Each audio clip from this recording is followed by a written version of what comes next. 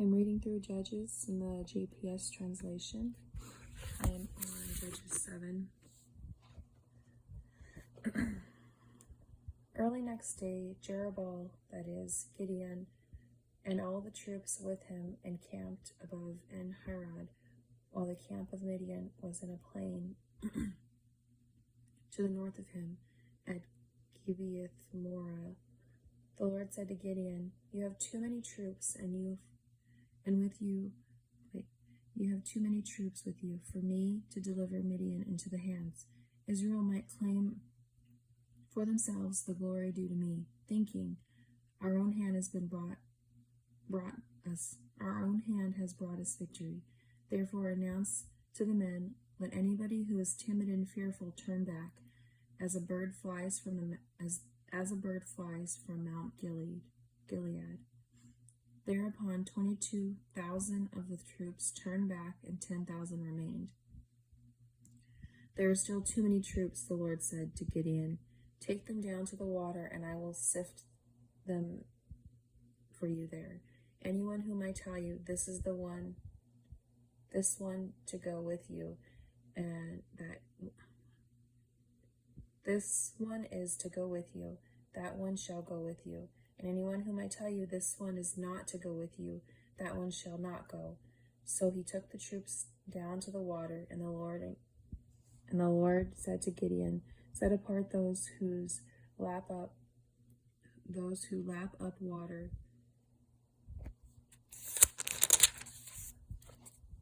with their tongues like dogs, from those who get down on their knees and drink." Now those who lapped the water with their mouths by hand numbered 300. All the rest of the troops go down on their knees to drink.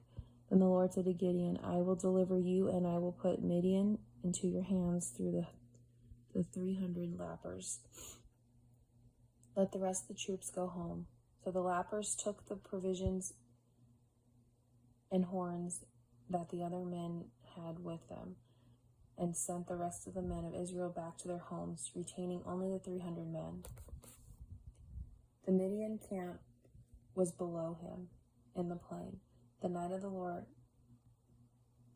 night the Lord had said to him, "Come attack the camp, for I have delivered it into your hands. And if you are afraid to attack, first go down to the camp with your attendant Purah, and listen to what they say. After that, you will have the courage to attack the camp." So he went down with the attendant Purah to the outposts of the warriors where they were at camp. Now Midian, Amalek, and the other Canaanites were spread all over the plain, as thick as locusts, and their camels were countless, as numerous as the sand on the seashore. Gideon came there just as one man was narrating a dream to another. "Listen," he was saying, "I had a dream. There was a commotion. A loaf of barley bread was whirling through the Midianite camp. It came to the tent and struck it, and it fell. It turned it upside down, and the tent collapsed." To this, the others responded, "That can only mean that the sword of the Israelite Gideon, son of Joash. God is delivering Midian and the entire camp into his hands." When Gideon heard the dream told and interpreted, he bowed low. Returning to the camp of Israel, he shouted, "Come on, the Lord has delivered the Midianite camp into your hands." Into your hands. He delivered the 300 men into 3 columns and equipped every man with a ram's horn and an empty jar, with a torch in each jar. "Watch me," he said, "and do the same."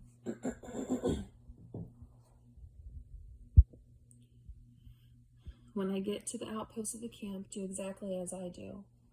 When I and all those with me blow our horns, you too, all around the camp, will blow your horns and shout out for the Lord and for Gideon." Gideon and the 100 men with him arrived at the outposts of the camp, at the beginning and the middle at the beginning of the middle watch, just for the sentries were posted. They sounded the horns and smashed the jars that they had with them. The 3 columns blew their horns and broke the jars, holding the torches in their left hands, and the horns were blowing in their right hands. They shouted, "The sword of the Lord and for Gideon." They remained standing there. They remained standing where they were, surrounding the camp, but the entire camp ran about yelling and took for fight. For when the 300 horns were sounded, the Lord turned every man's sword against his fellow throughout the camp. The entire host fled out of the Beth Shittah and on to Zerah, as far as the outskirts of Abel Melah near Tabbath. And now the men of Israel from Naphtali and Asher and from all the Manasseh rallied for the pursuit of the Midianites. Gideon also sent messengers all through the hill country of Ephraim with the order, "Go down ahead of the Midianites and seize their access to the water along the Jordan down the Beth Barah." So all the men of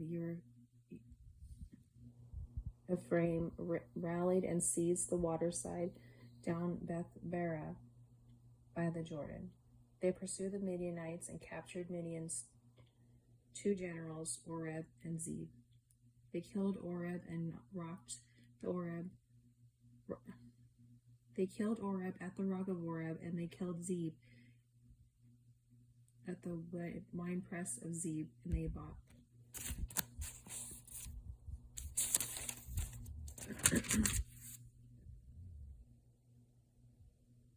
And they bought the heads of Oreb and Zeb from the other side of the Jordan to Gideon.